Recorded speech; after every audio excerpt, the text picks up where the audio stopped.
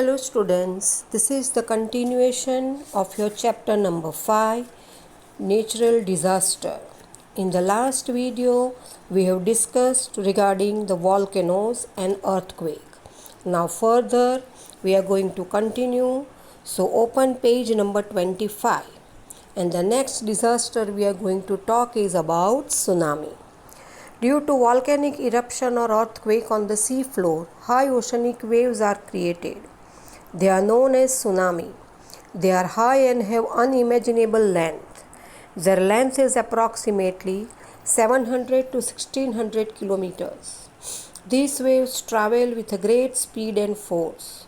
By the time they reach the coast, they attain great height and power, which causes a great deal of destruction in the coastal region.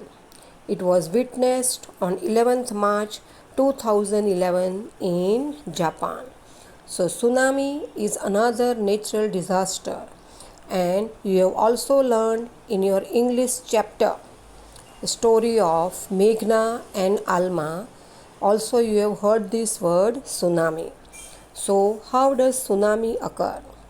जब volcanic eruption या earthquake आता है समुद्र की surface में, तो ocean की बहुत ऊंची ऊंची वेव्स बन जाती है। उनको हम सुनामी कहते हैं। वो बहुत ऊंची होती है और उनकी लेंथ का कोई भी ठिकाना नहीं होता। आप सोच भी नहीं सकते कि वो कितनी ऊपर आती है, कितनी ऊंची होती है। उनकी जो लेंथ है वो 700 टू 1600 किलोमीटर तक हो सकती है। ये लहर बहुत तेज़ और फोर्स से आती है। जब तक ये कोस्ट तक पहुँचते हैं तब तक उसकी जो हाइट है वो बहुत बढ़ चुकी होती है। उसका पावर भी बहुत बढ़ चुका होता है, जिसकी वजह से कोस्टल इलाकों में भारी तबाही, डिस्ट्रक्शन होता है। ये देखा गया था, ऐसा सुनामी कब देखा गया था? 11 मार्च 2011 को जापान में। तो in the picture you can see the waves of tsunami, how they are high and the speed, the force they are flowing. Strong and whirling winds also create big and strong waves. Once the storm gets over, these waves become tall with a high wavelength, which can travel great distance. Such waves cause a great deal of destruction in the coastal region. Hence, they are known as destructive waves. At times, rock falls, ice falls, or underwater landslides or slumps can generate displacement of water to create a tsunami. तो जो जिस तरह से हवाएं चल रही है उससे भी बड़ी ताकतवर लहरें जनरेट होती हैं।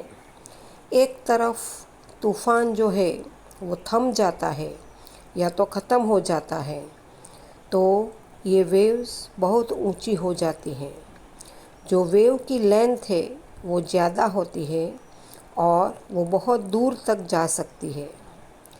इसी वजह से जो कोस्टल इलाके हैं वहाँ पर बहुत ज़्यादा तबाही होती है। इसी वजह से उनको डिस्ट्रक्टिव वेव्स कहा जाता है। पत्थर का गिरना, आइस बर्फ़ का गिरना, ज़मीन के नीचे लैंडस्लाइड होना, स्लम्स होना, इस सब की वजह से पानी में डिस्प्लेसमेंट आता है और पानी हटता और इसकी वजह से हटता है और इसकी वजह से सुनामी आती है।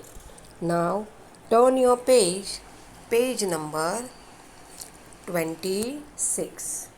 Flood. The scene of the flood is shown here, that when flood come, what destruction or how the peoples are affected. The flow of excess of water in a river is called flood. Flood occurs due to two reasons: heavy rain in the upper course of a river. If a dam on river breaks, flood occurs in the low-lying areas on the river bank. तो flood यानी कि बाढ़, बहुत ज़्यादा मात्रा में पानी नदियों में बहने लगता है तो उसे हम फ्लड कहते हैं। तो उसके दो कारण हैं, दो रीज़न से।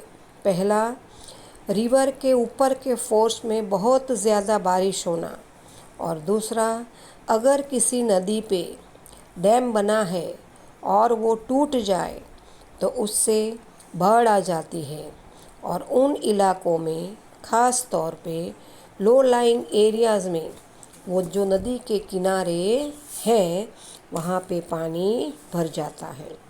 Now below the table is given and in which year the flood was there is shown. In river Ganga Yamuna, which is in the year 1978, flood was there and North India was affected with it. Then Machu river was flooded in 1979 and Morbi was affected due to it. Tapi river, which is in Surat, in 2006, and Koshi river in Bihar in 2008. So these are the rivers which were flooded, and these were the areas which were affected because of the flood. Then next is famine. Famine यानी दुकाल. तो see the pictures given below, that when there is famine, what happens? Now page number 27.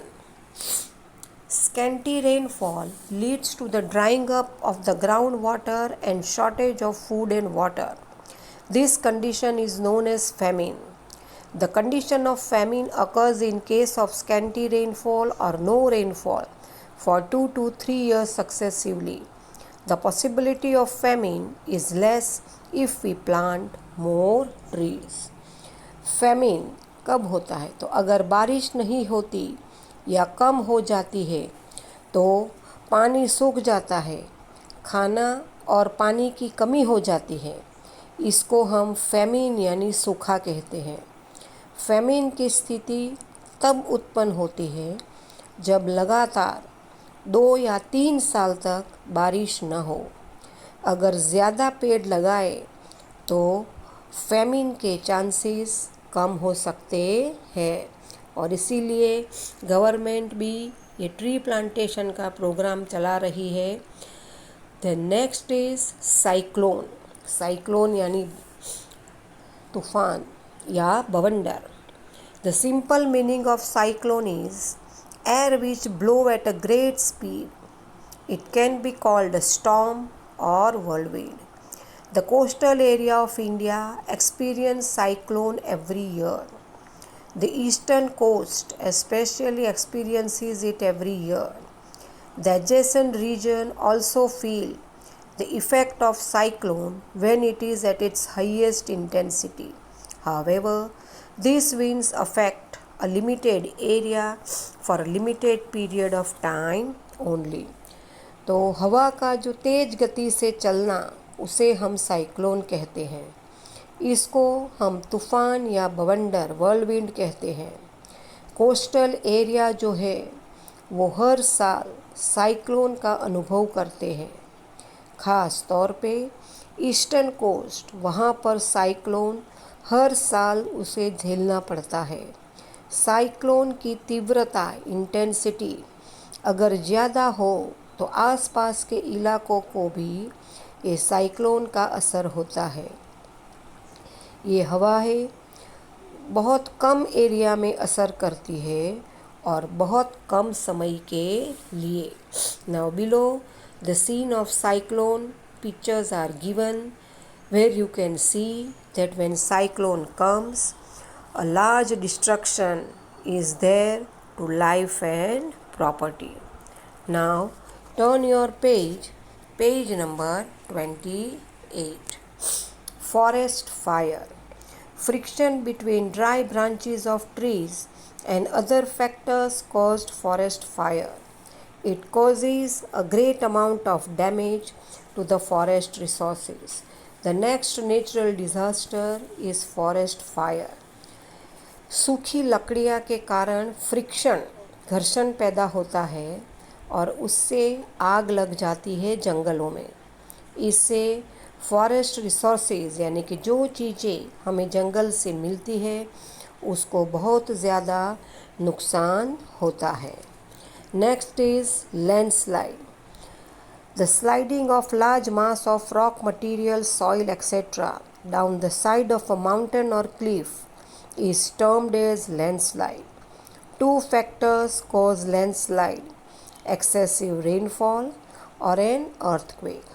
For example, in the rainy season, the railway transportation in Konkan gets obstructed due to landslide. The landslide का picture नीचे दिया है कि जब landslide होता है तो कैसी दिक्कतें आती है, क्या क्या मुश्किलें झेलनी पड़ती है। बहुत बड़े रॉक का टुकड़ा या तो मिट्टी का खिसकना, माउंटेन्स के नीचे की तरफ आना, उसको हम लैंडस्लाइड कहते हैं।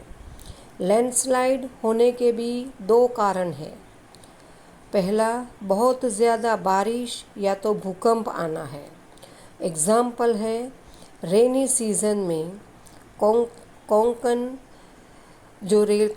की जो रेलवे ट्रांसपोर्टेशन होता है वो ख़ास तौर पे ऑब्स्ट्रक्ट होता है क्योंकि वहाँ पर बहुत ज़्यादा लैंडस्लाइड होती है। So students, here we have completed your chapter 5. For homework, you have to write the answers of this chapter in your workbook.